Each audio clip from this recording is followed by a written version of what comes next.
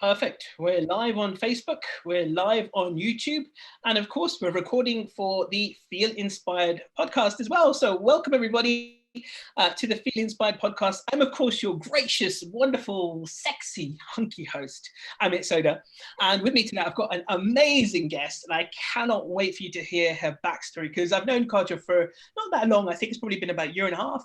But a lot of your story I didn't know. And I think this is one of the reasons, many reasons that I wanted to do this podcast is for people to be able to share their journey so that people in some way, shape or form are able to feel inspired by it. You know, it might strike something in them. It might kind of ignite something in them to go do something amazing that they never thought possible. And I think that this is what this journey for many of us, I'm sure as yourself as a coach and for me is about. It's showing people and saying to people and demonstrating to people that you're capable of so much. Don't worry if you fail. Don't worry if it doesn't go right the first time. Just keep going. I mean, I don't know about you, but the amount of times I failed, geez, it's like thousands, and it still happens every day.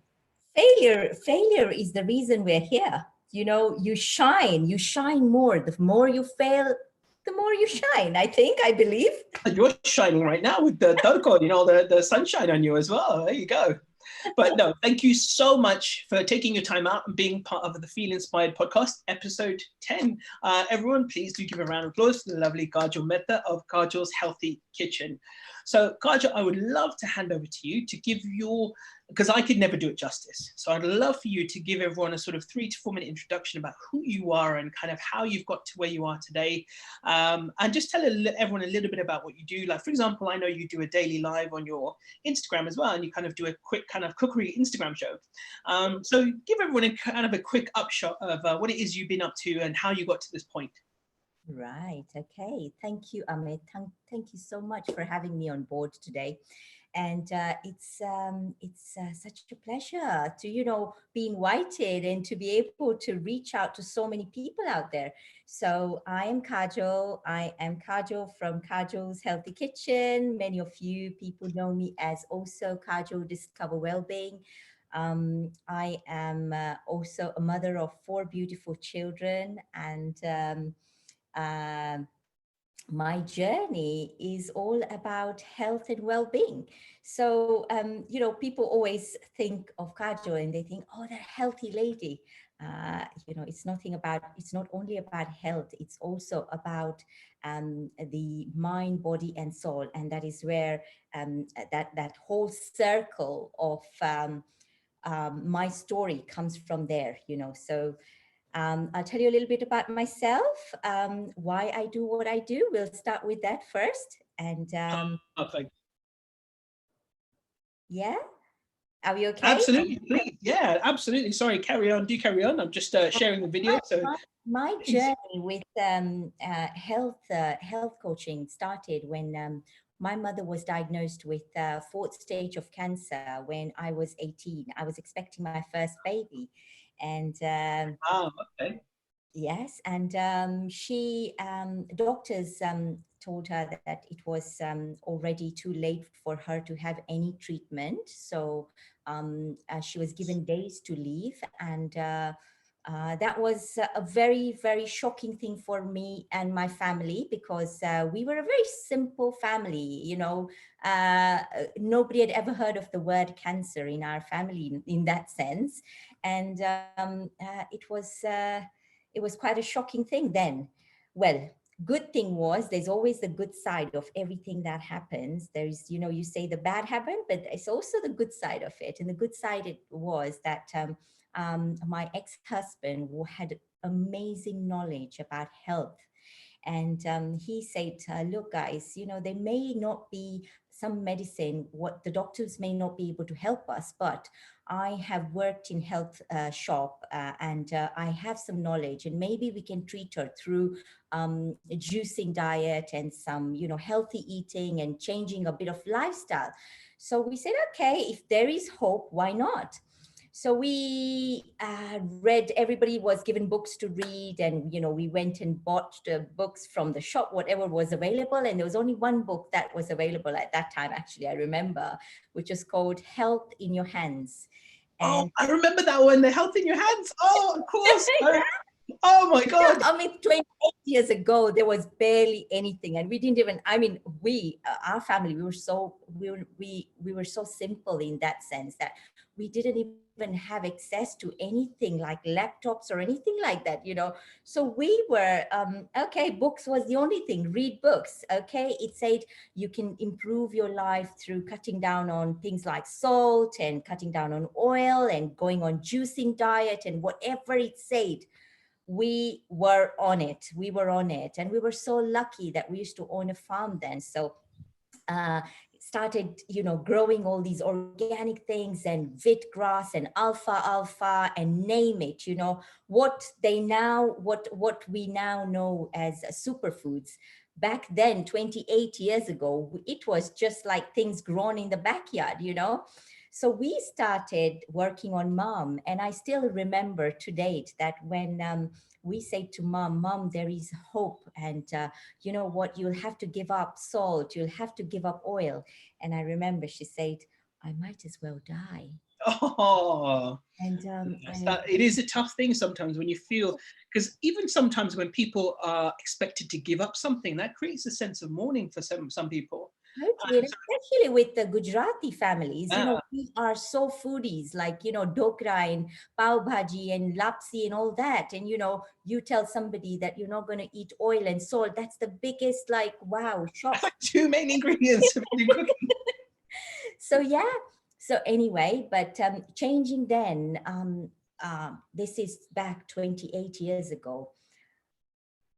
We started working on mom and reading the book, working on mom.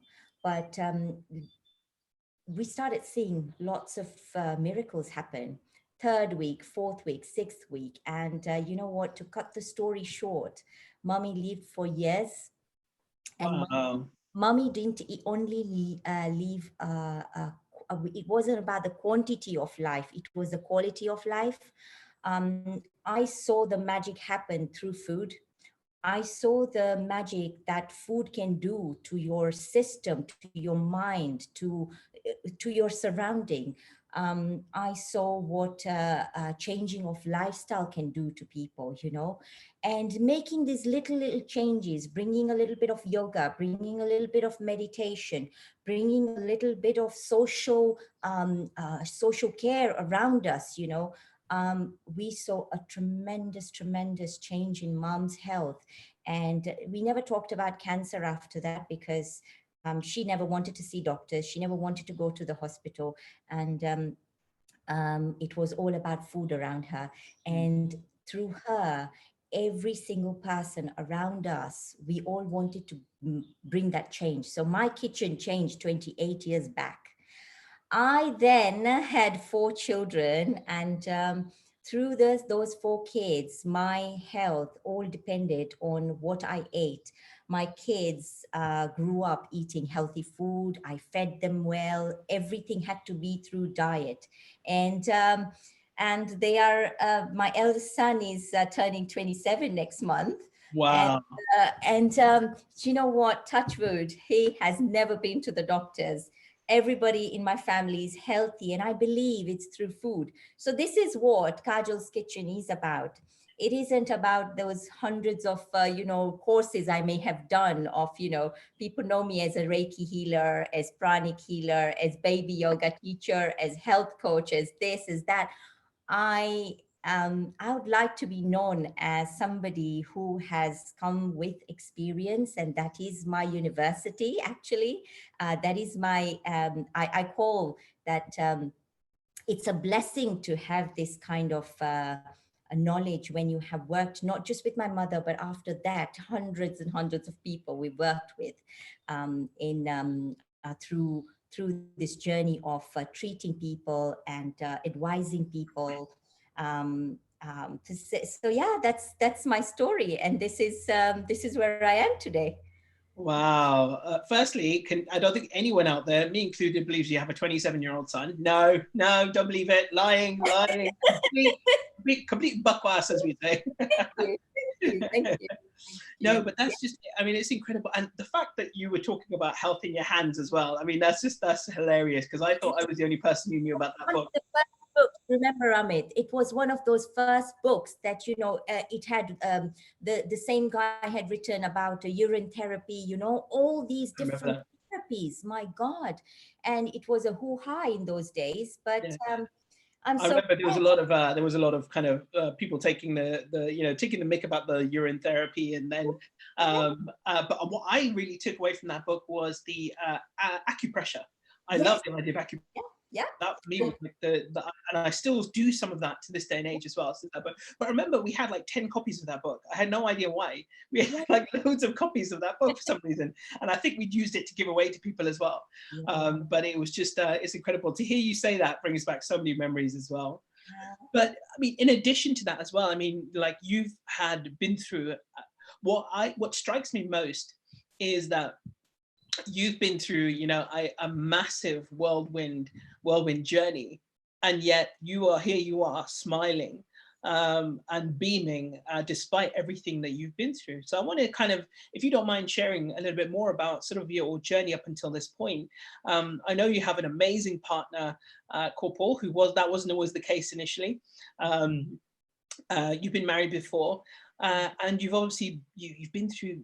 I'll let you tell the story, but you've been on the brink. You've been almost in poverty, battled, many things in your life. So please tell everyone a bit more. I think, like I said, I think your journey is amazing. So I want to hear more. Yeah. So I think, thank you, by the way, because I like to be remembered as the smiling Kajal, because Yeah. one thing I remember my mother used to say is everybody has problems. You are not unique. Nobody's unique. Everybody has problems. If anybody ever told you they don't have problems, then they are lying. But she used to say one thing: remember to be an actress. Always wear a hat when you're talking to other people, when you're addressing other people, or even if you are sharing your story with somebody. She says, there's no harm in putting up a smile, because that in itself can bring and enlighten anybody. So I always remember that wherever I am, I try and smile. And then I know that if anything, I've shared a smile rather than I want to be remembered for that sad face. Now, coming to the story, coming That's a beautiful thought, though, as well. That in itself, I think that's nice because, like you said, that's how people remember you. yeah. Um, I think that does come with its own set of challenges. If you look at people like Robin Williams, of course, he was a very lonely individual. But I think sometimes when you do that, you do feel better anyway. Even if it's late, you just do feel a little bit better. So I think it's powerful to do that. Sorry, please continue anyway. So, talking about my journey, so we're five sisters. We were five sisters. I lost a sister 2 years ago to cancer. Oh, bless. But Sorry to hear that. yeah, but we were born, we're a family of five siblings and mommy and papa. Both parents are no more, but we were raised in a very poor environment in a way, because my mother was the only breadwinner in the house, and we were born and brought up in Mombasa. So dad was alcoholic. He had a lot of problems with money, and he was kind of a selfish individual. But this was nothing that had affected us in a way, because mom was she always protected us. She was a shield to always showing us that life is good. She worked very hard and made sure she raised us with lots of love and taught us a lot. And I think of, funnily enough, when what we're going through right now, quarantine, isolation, everybody has to be home, and parents are having to coach their kids, and spend a lot of time with their kids. And this takes me back to when we were little. Mom, we didn't have anywhere to go. There was no money. There was nothing. And my four elder sisters didn't even make it to school. I was the only one who was privileged to be able to go to school. So my four elder sisters did home learning, and mom taught them things like tailoring, cooking, art, craft, everything. My mom was one hell of a teacher. She was also a Sanskrit teacher. So she taught everything that was possible, making garlands, making flowers, stitching clothes, painting fabric, painting, decorating, everything. And my sisters are, they are super, super, super talented girls. But as times grew, as time went by, they were all married. I was the mistake child in the family, so I was a mistake baby. So I have a massive age difference between me and my elder sisters. They were all gone, and I was about nine when I started schooling, and that was a very good neighbor of mine who I used to babysit their grandchild for them. Said to me, "Why do you not go to school?" And he asked me, the granddad, and I said, "My mom doesn't have money to send me to school." And he said, "Would you like to go to school?" I said, "Yes." And he said, "Okay, I'm going to sponsor you to go to school." So this is how my journey started. And working on that, we were in Mombasa, we moved to Nairobi, and then everything had to stop, moved to Nairobi. And I had to start working at the age of 12 to make sure that I could continue schooling. So I was 12 and started working at a video point. So this is how my journey was, Amit. I would go to school in the morning, come back from school at 4 o'clock, and had to be at work at 5 o'clock until 10 o'clock night. I would finish work, and then I'd come home and do my homework. And this is how it was. Saturday and Sunday, I had to work from 10 to 10. So this is how I worked in a video library, and the journey went on. And I was 17 when I got married. And I got married to somebody he's a nice man, he's a lovely man, but he also had his own, I would say, issues, whereby there was a lot of controlling and a lot of things that you can't do this, you can't go out, you can't do this, you cannot continue your studies, you cannot talk to people, you can't have friends, you can't. So there were so many barriers. And those barriers sort of made me become a person who was very much isolated in those four walls, to a point where I had low esteem, no confidence. I couldn't even speak to people. Forget men. I couldn't even look at women in their eye and speak. I didn't know how to have conversation. And I was married for 15 years. But life then was very different, because I came from a very grounded family where, you get married and that is your home, that is your God, that is your destiny, and you don't complain about anything. As long as you have a roof on top of your head and your husband is paying for your food and your roof, that's it. You don't need to complain. So I remember once telling my mother, I said, "Mommy, I'm not happy with this marriage." And this was very much of the first week of after I got married, because I felt things weren't right. And my mother said, "Never again do you ever complain. You will only leave that house until the day you die." So Wow. then that's how things were in those days. And nobody around me, I don't think any single person that I know ever complained. My sisters didn't complain, my mother didn't complain, and I had to continue that journey. Then comes the time when we moved to England for a reason, and that was because I was Kenyan, but my husband was British. So my kids were stateless as well. During those times in Kenya, there was a rule that you have to have your spouse, the kids have to go take the nationality after their dad. So I had to come to this country to get every document sorted. And when I came into this country, it was the first time I ever traveled in my life. First time I ever traveled in my life. And I was probably 29, something like that. Came Wow. into this country, I think, yeah. And yeah, it was, I had no friends, put it that way. And I had zero IQ when it came to, being social or anything. And life was tough, but funny thing happened that my husband then fell in love with my first cousin.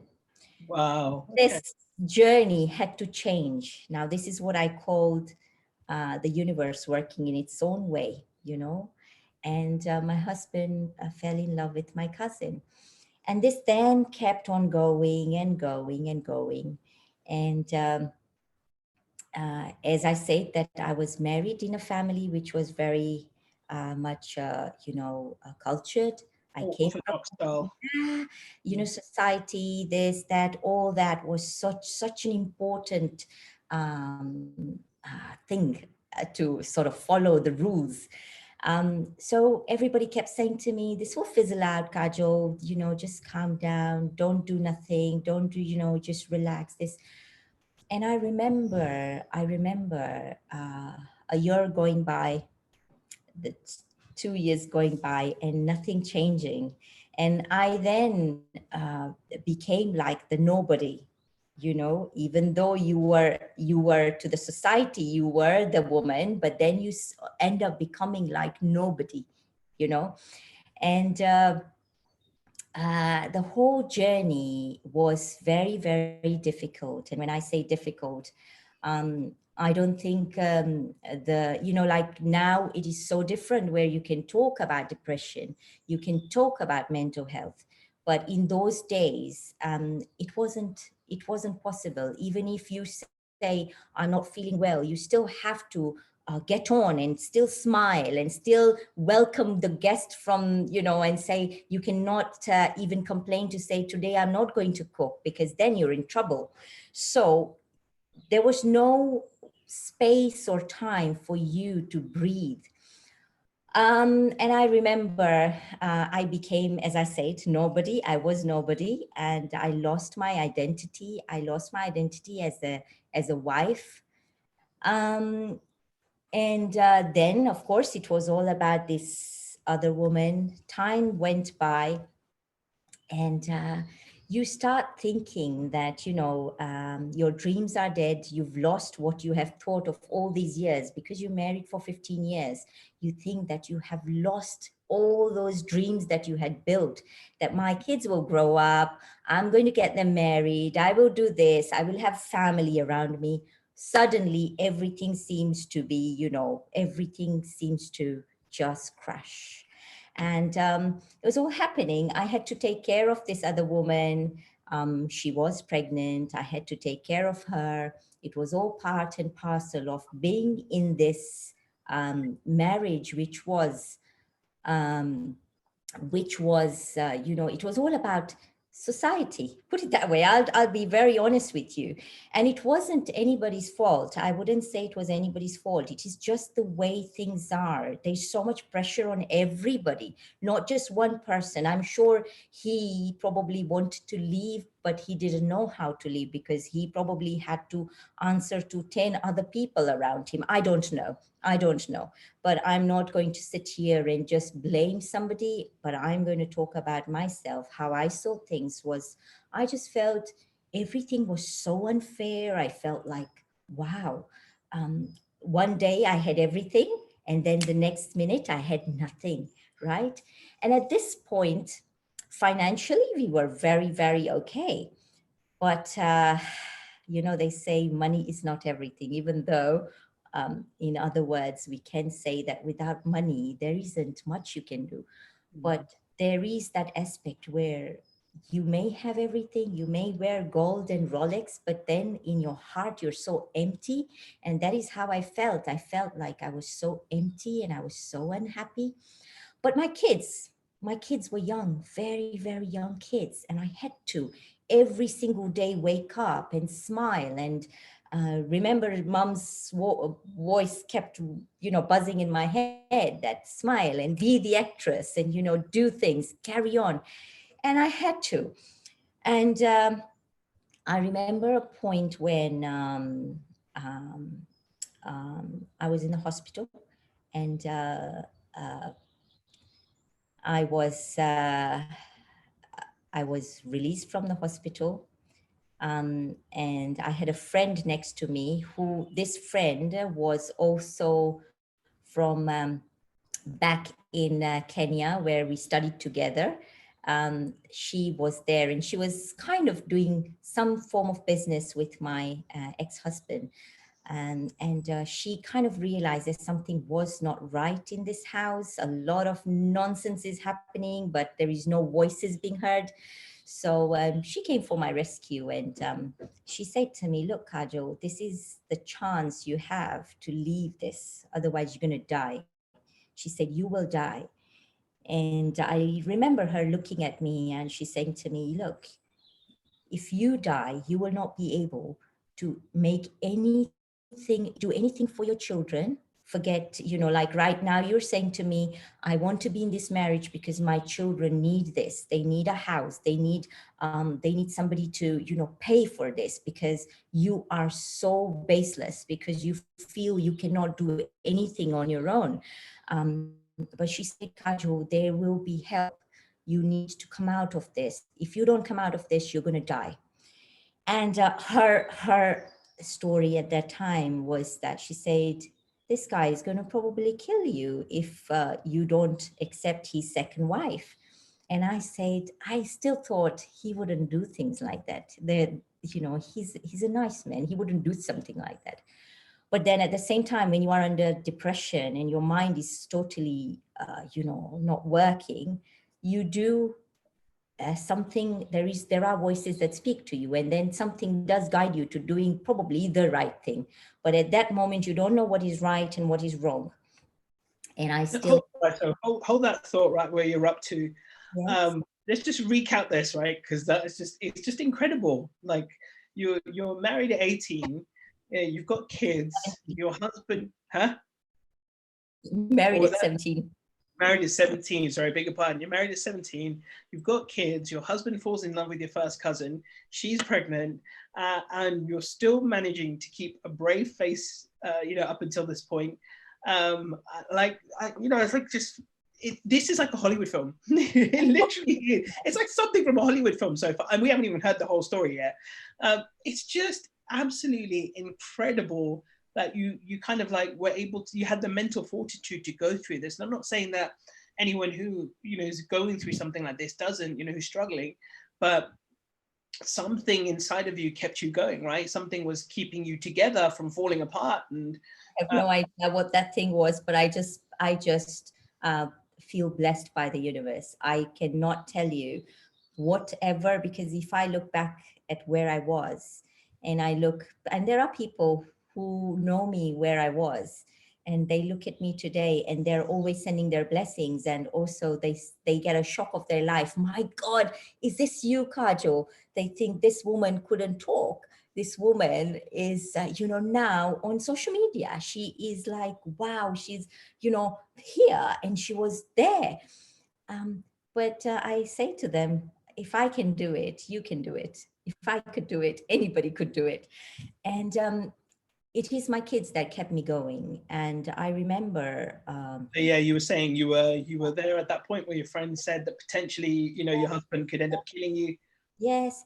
And as I said, I would have never believed that he would do anything like that. But you are in a state where you feel that you have been left no choice, because your heart is broken, your trust is broken, everything around you is broken, and you are left with no choice. But if somebody does show you some guidance, that's what I did. I took her guidance, and she said to me, "Come to my house."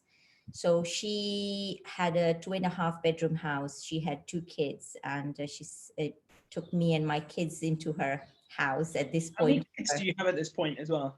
4. Well, you had all your 4 kids as well. Yes. Yes. Wow. Yeah.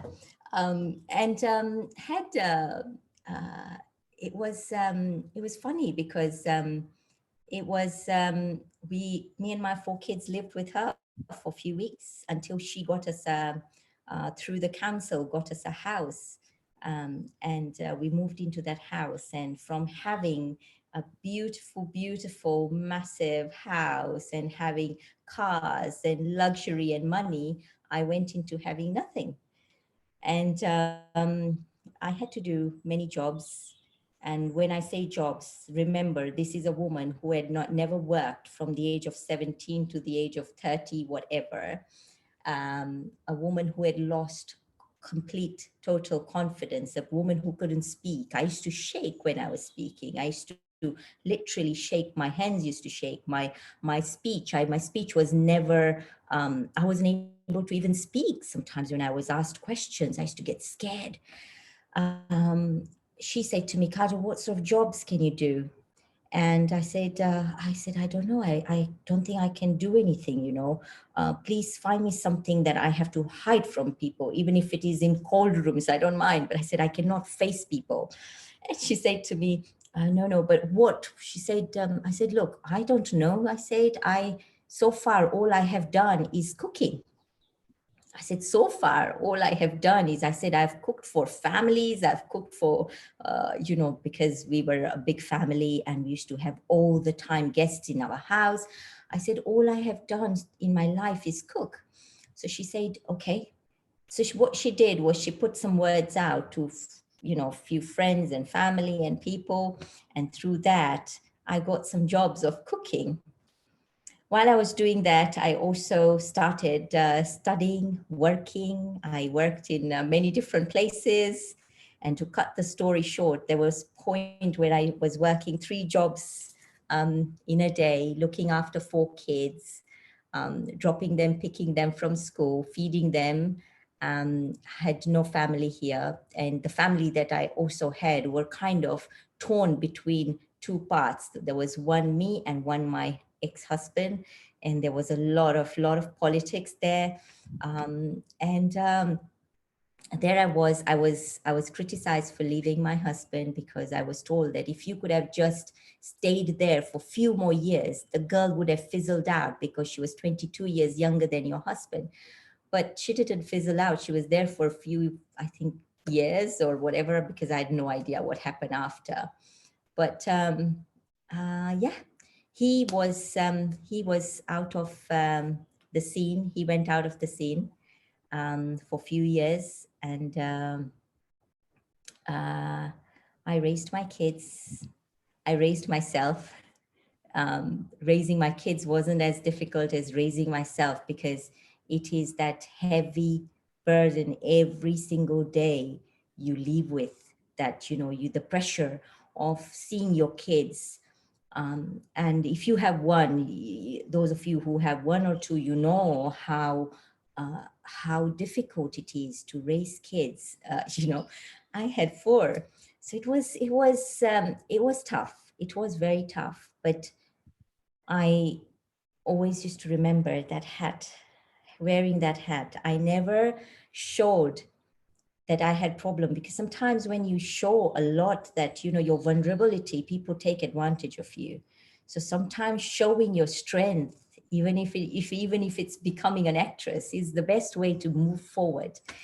And I did that. I did lots of courses. I did lots of evening studies, and became a nutritionist, became a dietitian, became a massage therapist, became a yoga teacher, became so much, so much. I did so many different things and worked as so many different things.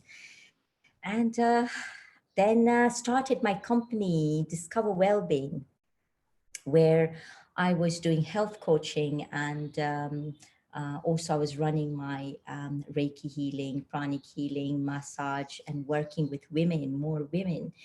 And from there, then I did NLP, and also started working on with Alzheimer patients, and then worked with autistic kids. From there, I went into working with autistic kids, applying all these techniques I had learned over the years. Um, Built my myself up, and also built my contacts up. Started seeing where I was feeling more comfortable in life. As I was doing that, my son went to LSE, graduated, started working. My daughter went to Queen Mary's.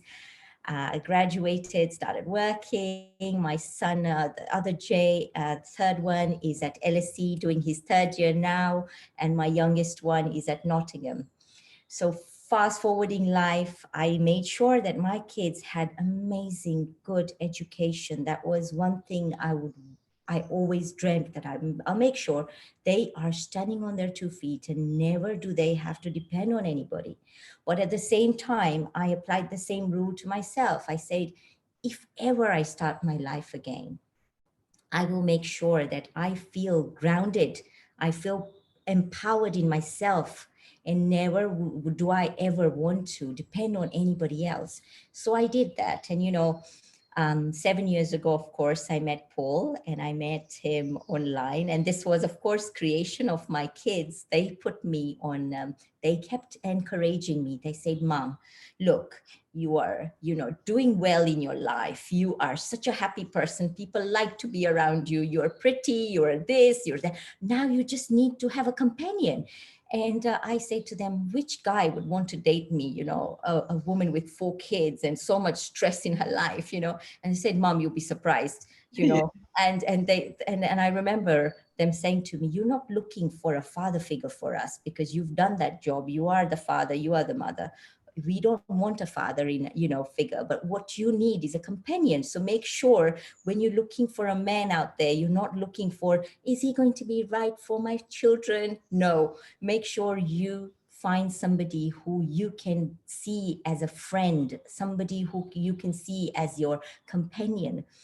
And my son, I remember helping me create an online profile, and it was hilarious. It was absolutely hilarious. And the profile was absolutely so dodgy, but and we made that profile, and I went for several dates, met some amazing men out there, made good friendship. Not necessarily, there wasn't anything productive that went ahead because, everybody's different. People are looking for different things. And then I met Paul, and we've been together for 7 years. And, So there is light of, when you say there is darkness, there is light, but you got to believe in yourself. that's right. Yeah. Just saying a couple of hellos, by the way. We'll just take a quick segue moment. Say hi to Jadali, to Raki. Harry says, such an inspiring soul. I wholeheartedly agree. Peter says hello. Smita says, oh my God, you're so inspirational. Hoy saying hello. And then Prash, as we both know, says, two of my favorite people in one place. Oh. So true. For anyone who's just joined, by the way, this is the Feel Inspired podcast. This is the lovely Kajal Mehta. She runs Kajal's Healthy Kitchen. An incredible story. We've just got to the point where she's was put on a dating website by her 4 children, and how old were you roughly then, if you don't mind revealing a little bit? Well, so you can just put it 7 years back. I'm 45, so I'm bad with numbers. Because obviously, as you know, we run Connect Asian, we do the singles thing, and so many women in their 40s struggling to meet someone. And you, with 4 children, managed to bag an absolute diamond, for want of a better phrase, who also, by the way, has 3 of his own children, right? Yes. So you have between you 7 children, which is nuts. Yes. Thankfully, the first time we met, I remember I said to him, listen, Paul is from Kent. So he lives in Kent. Him and his ex-wife lived in Kent. Their kids are in Kent. And so he met me on a dating website, and this guy didn't even have his photo.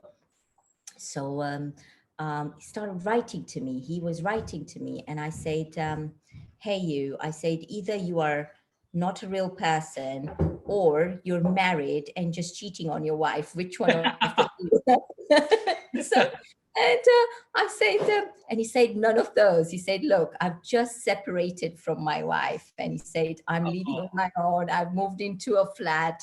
And he said, I am also exploring this. I'm very new to this dating website. And he said, I came across this beautiful Asian face. And I said, okay. I said, in that case, you need to see more faces, and then I brushed him off. Then poor Paul. because so, and then he wrote back to me. He said, look. He said, I will send you my photo. And he said, I just want to prove to you that I am a real person. So he sent me his photo, and he sent me his company details, that he's a real person.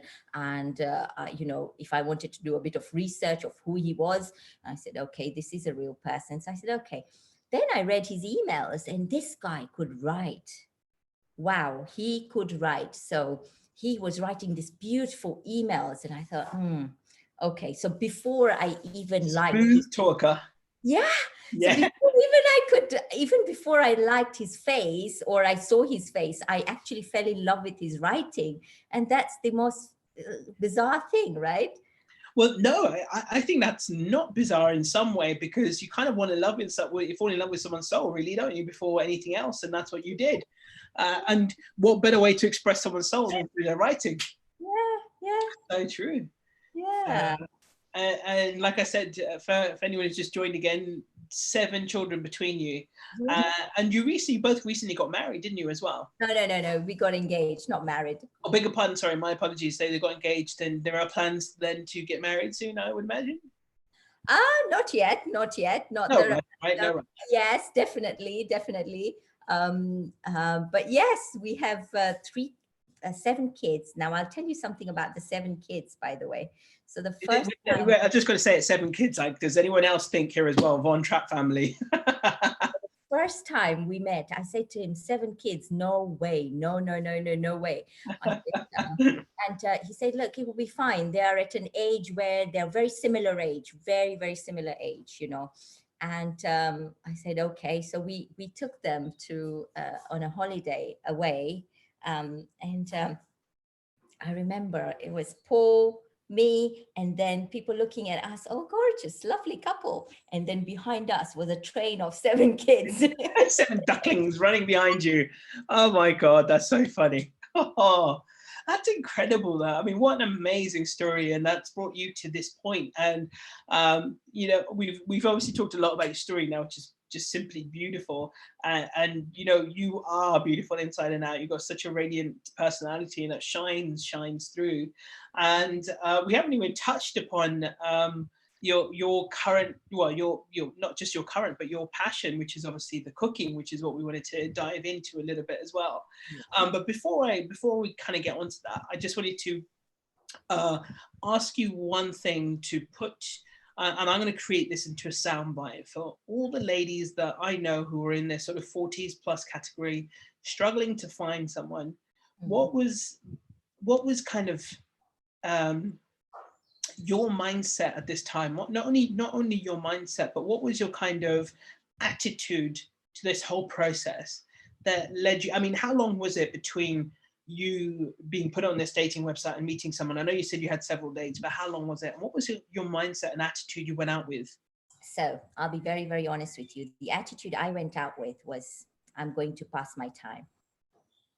Okay, because what I was doing was I was sitting at home watching telly, and this is where my kids were like, why are you wasting your time? Oh, Right? They're like, go out, make friends. My kids are social, very, like, especially my eldest one. He's one social person. He said, go out, make friends, and meet people, and you have so much to give. Just do that. So I said, okay. And then when I thought about being with another man, I thought, that is something, it's very odd sounding in a way. And even though you're young, I was still young, I was in my 30s, but you end up, when you have children, you end up automatically feeling old. You think like, oh my God, because you're responsible for people 24/7, it makes you feel like that you are responsible for the whole world, basically. I'm sure a lot of mothers think like that. yeah, Children, absolutely. right? So I was, but when I went out, and I remember the first day I was in the train going to London, and I was on the train, and I said, look, I will either meet a friend, or I will meet an experience. It's an experience. When you meet somebody for the first time, or even that meeting, the thought of that meeting, it's an experience. I said, either way, I would have learned something. So this is going to be my learning process of getting back to life, And I reminded myself one thing, that it is most of the times we end up judging ourselves. But remember, Amit, also at this point, I was quite a strong person in myself. I had lifted myself up before I went out there to, dating. So at this point, I was saying to myself, I remember very well, I said, look, this person who's meeting me doesn't know me. I'm going to wear that hat. And actually, talking of hat, I've got a hat here. Oh, lovely. Oh, yes. That's Right? the future routine. Lovely. Every time I'm doing something new, I imagine wearing a hat. And this hat is like wearing an actress hat. And I'm going to today be somebody, okay? I'm today going to be Miss, who should I say? Which, I don't know, anybody famous, today I'm going to be somebody. And then I pretend to just be that person, talk like somebody who I'm not.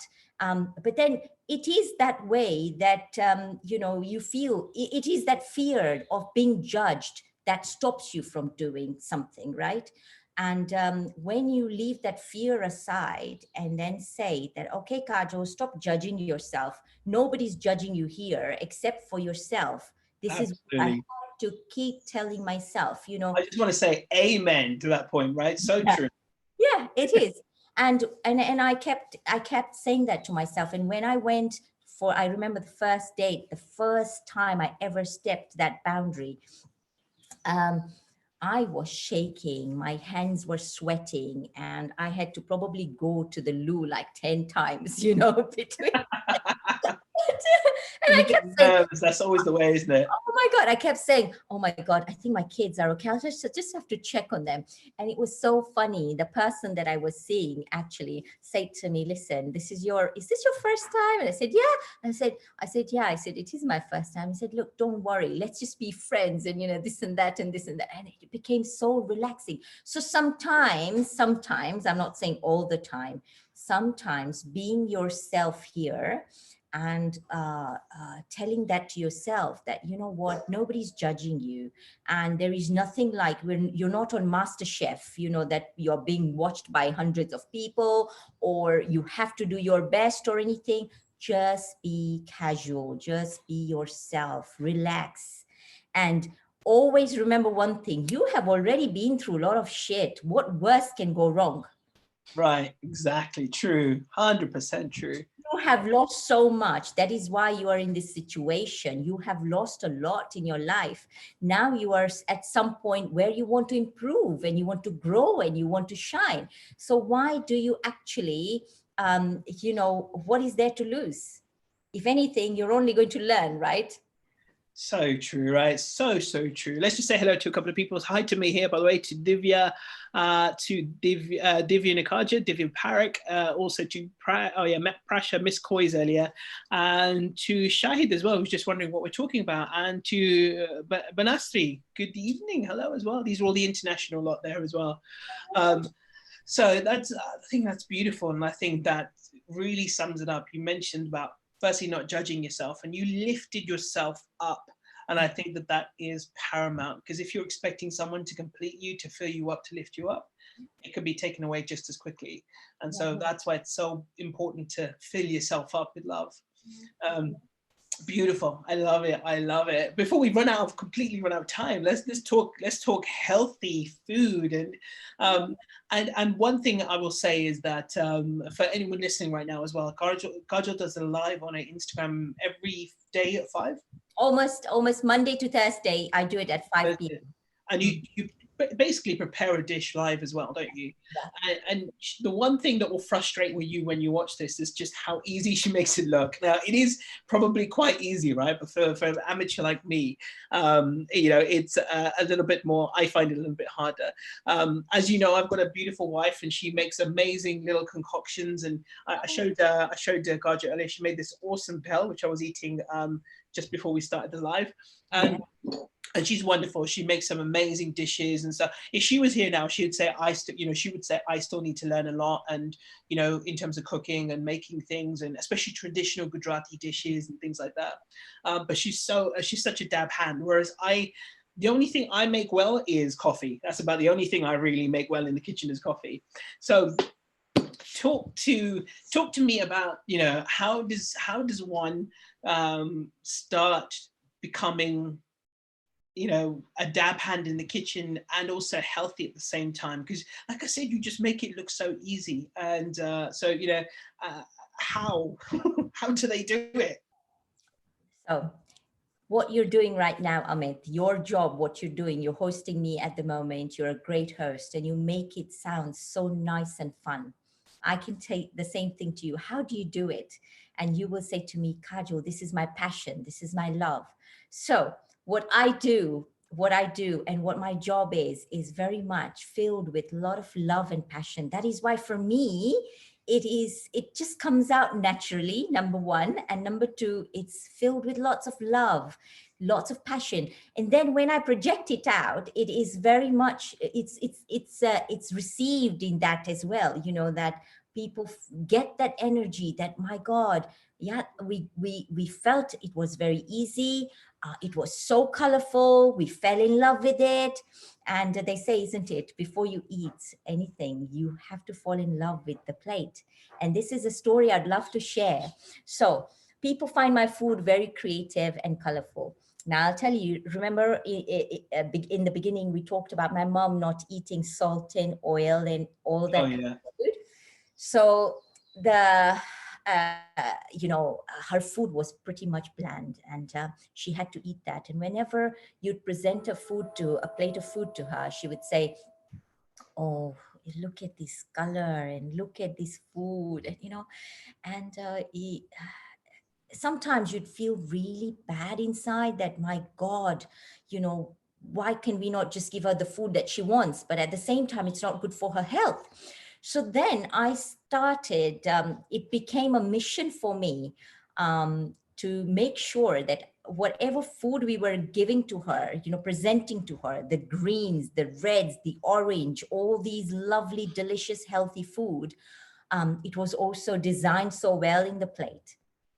Also, a lot of flavorings went in there. So because there was no salt, there was no oil involved, no salt involved, not many spices involved, we had to create our own delicious blend of things, to make sure that we use natural herbs and natural flowers and natural plants to sort of bring natural, delicious flavors, which were edible for her, and also that she received, that with healing. So, um, 28 years journey of, playing with food, I would say, playing with food. 28 years of journey of, being creative with food and flavors and spices and herbs, and learning all so deep into it. For me now, things are very, very easy. And I have become somebody naturally, very a teacher of, yes, you want something, just anything. Even if you give me 3 ingredients, I will create something amazing for you. It's never too hard for me. But if you give me a math sum right now, I will be probably running around the circle there saying, oh God, what? So it is love and passion for what you do. And, I think I also believe that, I remember I work with a lot of patients who, most of my clients are people who are not well or who have got health issues, and mainly a lot of cancer patients. So, when you are dealing with people with, with mentality where there is a lot of stress going on over what they're having to deal with, to bring something colorful to the plate, and to present them with something that is so nourishing in a plate, and to present something to them that is very healing, has become, my it's become a job now, and that's what I do every day.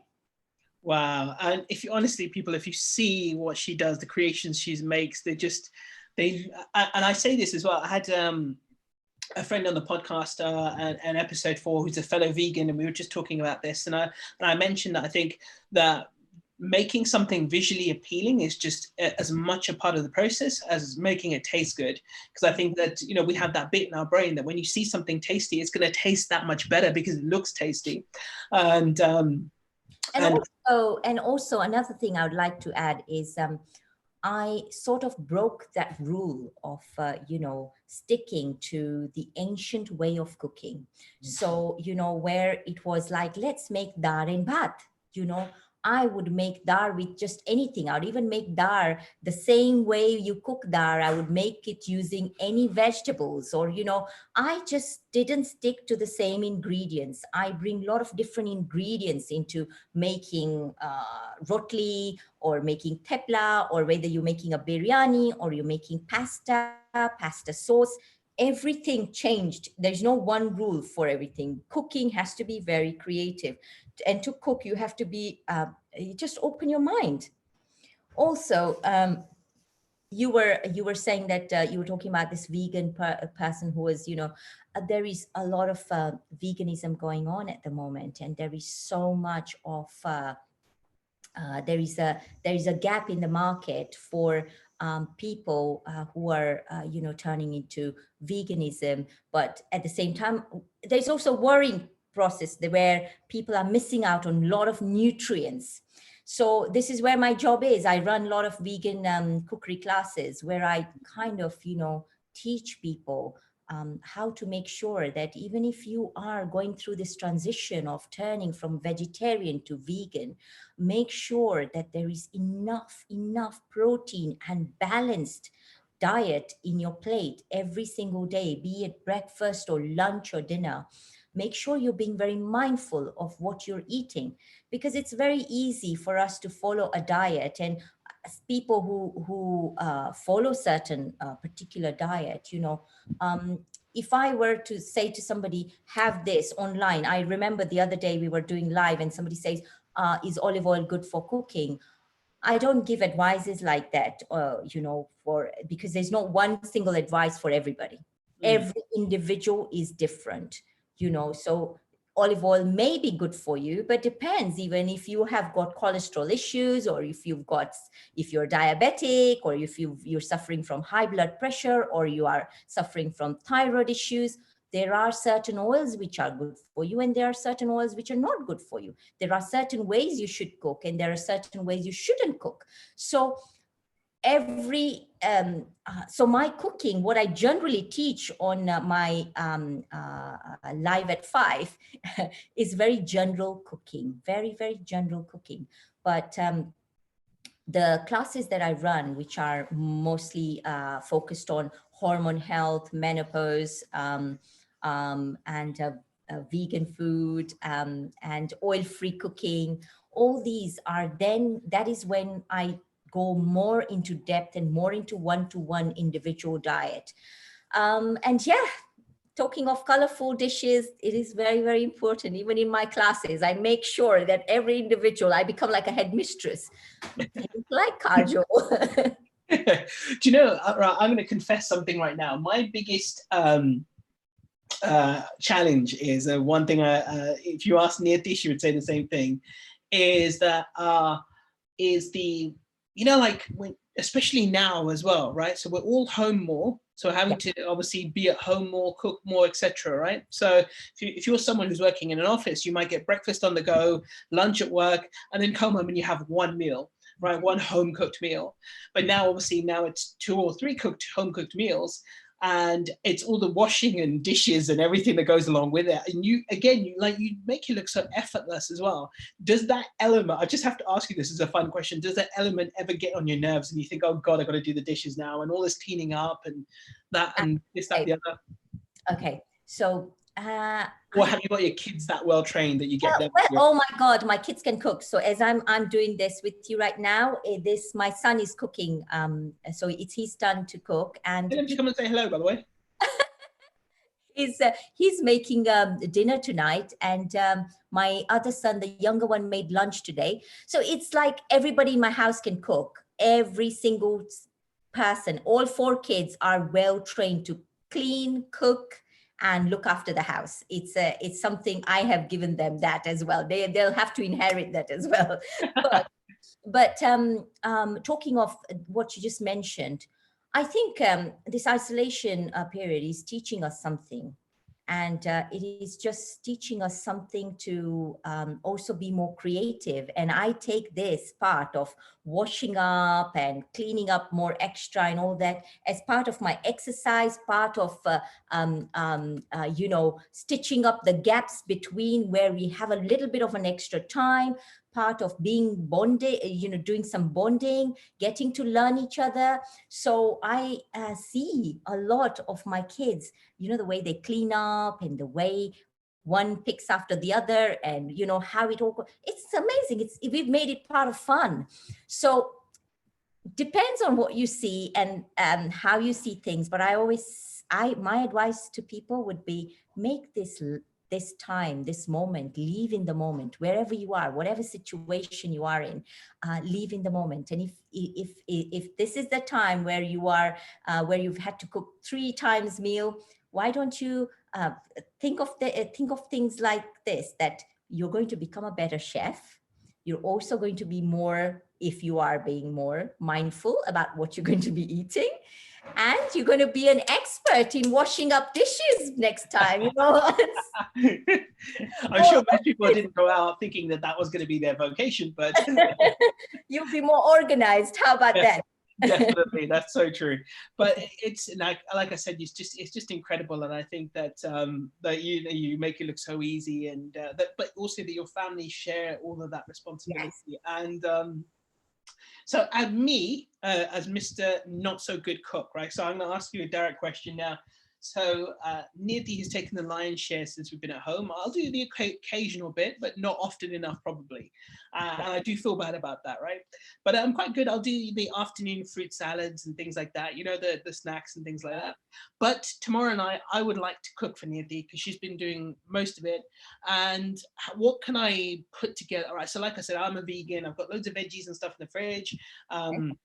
We've got loads of pasta, we've got grains, whatever. What can I whip up in 20 minutes to make her a lovely dinner and that she would enjoy?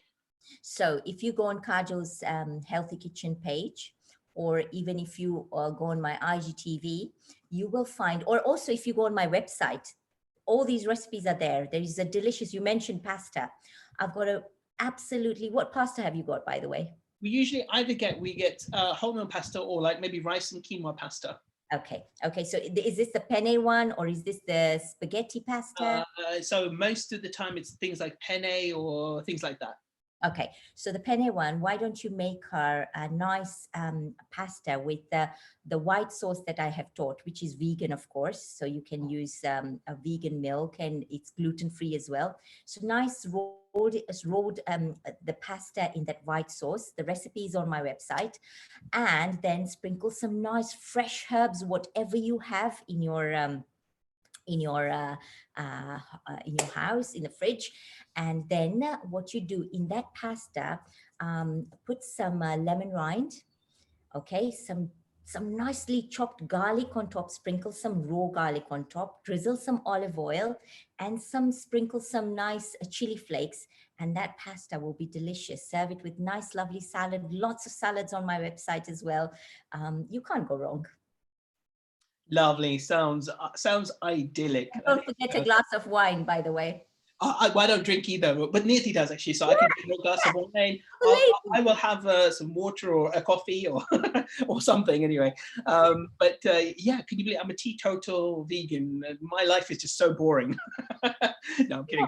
No, I'm kidding. No. But no, it sounds good, and I think I'm definitely going to give that a go. I think she deserves a little bit of a break.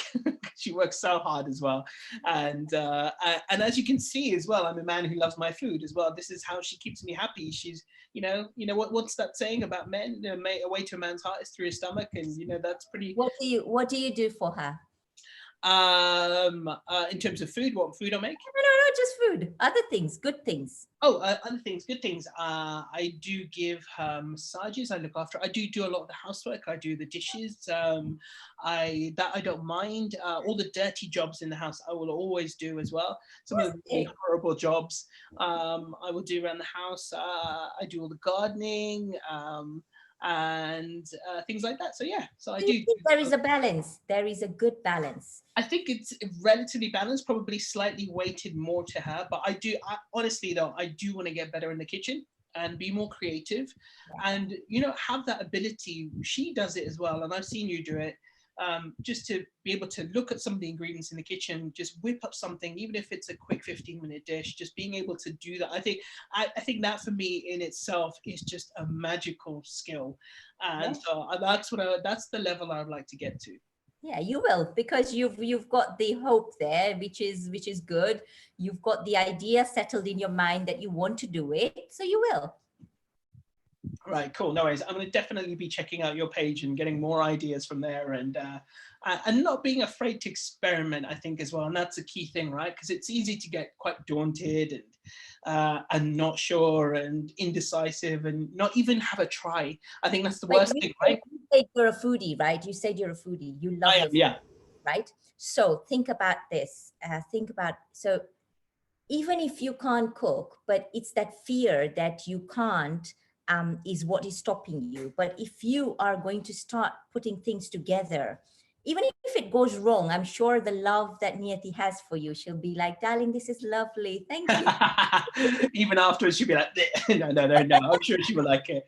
No, I think most of the concoctions I have come up with have been, not bad, but they definitely need a bit of work, a bit of experimenting with a bit more herbs, spices, and trying different things.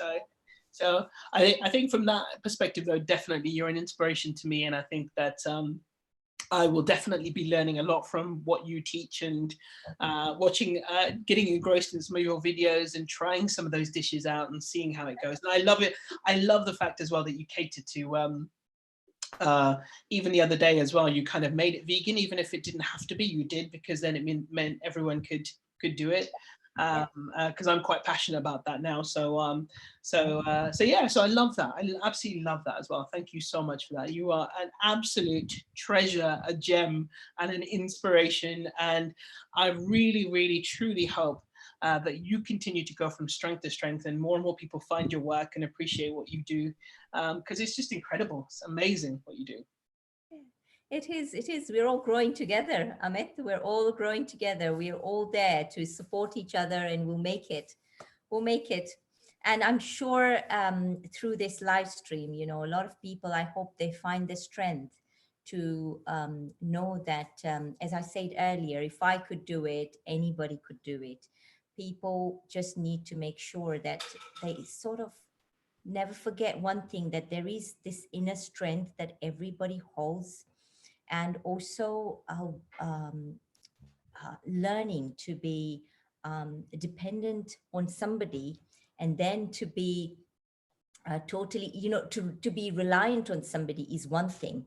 But once you find that inner strength of, depending on yourself, believing in yourself, and letting that inner strength come out and shine, it is possible.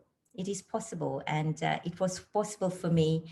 And I'm sure it will be possible for a lot of you out there who are watching this live. A lot of people, Harry on the other day, she was mentioning about how many people suffer out there, domestic violence. And you talk about, there is a lot of stories, and some terrible, terrible stories out there, where people are also scared to come out and talk, and also scared to come out and reach out for help.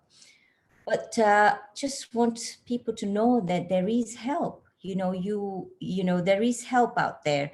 Just need to voice up or reach out. That's it. Absolutely. One final question for you as well. When you feel like a bit of kind of a naughty treat, something that you don't make yourself, what's your go-to naughty treat?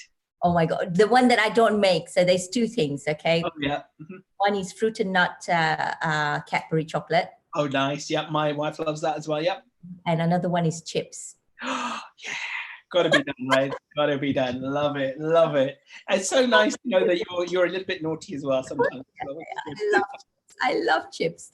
Chips with lots of red chili powder, lemon, and salt. Proper Kenyan style. I love chips. Do you have a recipe for like chip shop curry sauce? Because that's what I love. It was one thing I miss. So I know, no idea what is that? Curry sauce? Yeah, you know, like if you go to a fish and chip shop and you get chips with their curry sauce they normally have there. Oh, I've never tried that actually. Oh, that's one thing I miss a lot actually. I do make sauce, like a red chili sauce with garlic, red chili, a lemon oil, a bit of vinegar as well, salt and tamarind, and I mix it all well, and then I drizzle that on my chips. I do that, but I haven't tried this curry sauce. I'll have to try it. I did find one in a supermarket, a vegan one as well, actually recently, and I had tried it. It was almost as good as the chip shop version, but it was just nice to see it and have it. You know, it just makes you feel like I'm not missing out. Yeah. So yeah, I agree with you with the chips. One of my weaknesses is definitely nachos. But I found so many varieties of vegan chocolate recently as well that I'm being a little bit greedy, and I've got to cut down now. So and they're really tasty. They say dark chocolate is very. Which one do you like? They say dark chocolate is very healthy. It is dark chocolate, the one I'm having actually, but it's still a bit sugary, this one as well, because it is really nice. There's like a Rocky Road version that's really tasty, and like that's like my weakness right now as well. So I've got to calm down on that one. Good. Listen, thank you so much for being on the podcast. It's been an absolute pleasure. And how can people get in touch and connect with you and find you online and find your recipes? Well, you tell everyone what's the best way to reach you. So I'm on Instagram. I'm on as known as Kajal's Healthy Kitchen. Again, all one word, right? Kajal's Healthy Kitchen on Instagram, and it's Kajal. And then also I've got my website on kajalskitchen.com. So very, very easy to find, and Facebook as well. So I am on Twitter, but not very active, and I'm on LinkedIn. LinkedIn, yes, I'm trying to kind of sail through. Lovely. Thank you so much. You know, I'll definitely be picking your brains in the future about dishes. And you know, when Nidhi says to me, "You have to cook for me tonight," you know, I'll be on the phone to Kajal going, "Quick, what do I make? Anytime. I'll do a video call with you. Here's what's in my fridge. What shall I make? And then I'll take all the credit, of course. Bless you. Thank you so much, Amit, for having me on. Thank you. No, thank you for being here as well. It's been an absolute pleasure as well. Today, I hope people enjoyed being with us. Oh yeah, definitely. Yeah. So Sunny, I bumped into my friend actually. He's just asking me, he said, "Are you vegan now?" He should know I'm vegan now. We bumped into each other at the vegan festival. I've been vegan for nearly 2 years now. Close to 2 years. But thank you again so much. It's been a pleasure. Have a lovely evening. And you know what? Definitely, I want you back in the future as well. Oh, thank you. Anytime. Say hi to all the 7 kids and to Paul as well. And take care. Bye-bye. Bye.